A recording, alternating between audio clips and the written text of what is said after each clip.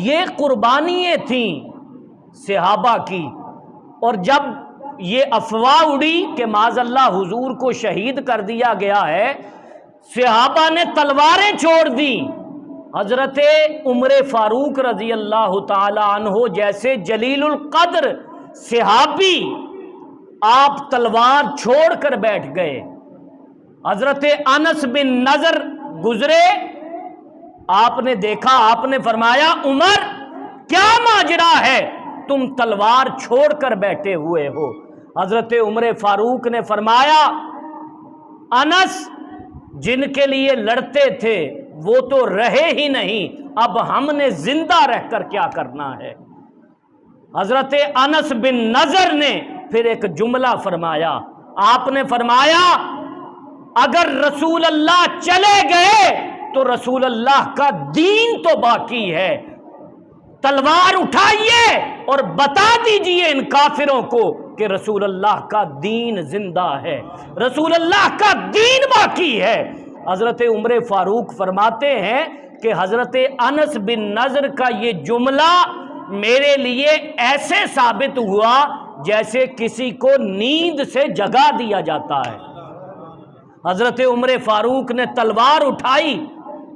اور یہ جو حضرت انس بن نضر ہیں یہ حضرت انس بن مالک کے چچا ہیں۔ آپ بدر کے میدان میں شرکت نہ، جنگ بدر میں آپ شرکت نہیں کر سکے تھے۔ جب غزوہ احد میں شرکت کرنے کے لیے آئے تو بڑا خوبصورت جملہ بولا اور حضور سے عرض کرنے لگے یا رسول اللہ میں بدر میں اس جنگ میں شرکت نہیں کر سکا، لیکن میں غزوہ احد میں شرکت کر رہا ہوں، یا رسول اللہ اللہ دیکھے گا کہ میں ان منافقوں کے ساتھ حال کیا کرتا ہوں۔ اور پھر آپ نے جام شہادت جیسے نوش کیا، وہ بھی تاریخ کی کتابوں میں سنہری حروف کے ساتھ لکھے جانے کے قابل ہے کہ غزوہ احد کے بعد جب آپ کی میت کو دیکھا گیا تو 80 زخم کے نشان آپ کے جسم پر موجود تھے۔ حضرت انس بن نضر رضی اللہ تعالی عنہ اور حضرت معاذ فرماتے ہیں، حضرت سعد بن معاذ فرماتے ہیں کہ یا رسول اللہ انس بن نضر نے جو قربانی دی میں وہ قربانی ہرگز نہیں دے سکتا۔ اور یہ حضرت سعد کون ہے؟ حضرت سعد وہ ہیں کہ جن کے بارے میں حضور نے خود فرمایا تھا کہ جس دن سعد کی شہادت ہوئی اس دن اللہ کا پورا عرش بھی حرکت کرنے لگا۔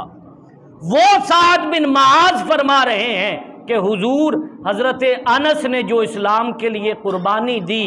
میں وہ قربانی نہیں دے سکتا۔ کہا کیا قربانی دی انس نے؟ فرمایا جب آپ لڑ رہے تھے آپ پر بار بار تلوار چلائی جاتی تھی، آپ نے ایک دفعہ بھی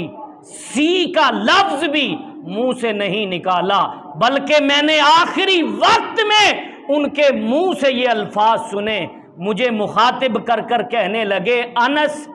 حضرت انس بن نضر مجھے مخاطب کر کر کہنے لگے کہ اے سعد بن معاذ مجھے احد پہاڑ سے جنت کی خوشبو آ رہی ہے۔ یہی وجہ ہے کہ حضور علیہ الصلوۃ والسلام نے فرمایا کہ جو احد کی جنگ میں شہید ہوئے قیامت تک جو بھی ان کی قبر پر آ کر سلام کرے گا وہ ان کو جواب بھی دیں گے، اور جو وہاں پر گئے ہیں وہ تو یہ بات جانتے ہیں کہ شہدائے احد کے مزار پر حاضری دینا، ان کی قبروں پر حاضری دینا، اس کا لطف ہی اپنا ہے۔ اور ایک بہت بڑے عالم دین تھے، انہوں نے جب حضور کی یہ حدیث سنی تو وہ اسپیشل سلام کرنے کے لیے گئے، اور جب انہوں نے جا کر شہدائے احد کی قبروں پر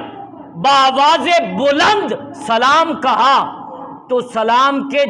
چند ہی منٹوں بعد جواب آیا کہ اے حضور کی حدیث سن کر یہ چیک کرنے کے لیے آنے والے کہ شہدائے احد جواب بھی دیتے ہیں یا نہیں۔ تجھ پر سلام کی واپسی بھی ہو، تجھ پر سلامتی بھی ہو، اور ہم صرف سلام کا جواب ہی نہیں دیتے، ہم یہ بھی جانتے ہیں کہ تو کس ملک سے اور کس علاقے سے یہاں پر سلام کرنے کے لیے آئے۔ جنگ احد میں قربانی دینے والے صحابہ جن کا نام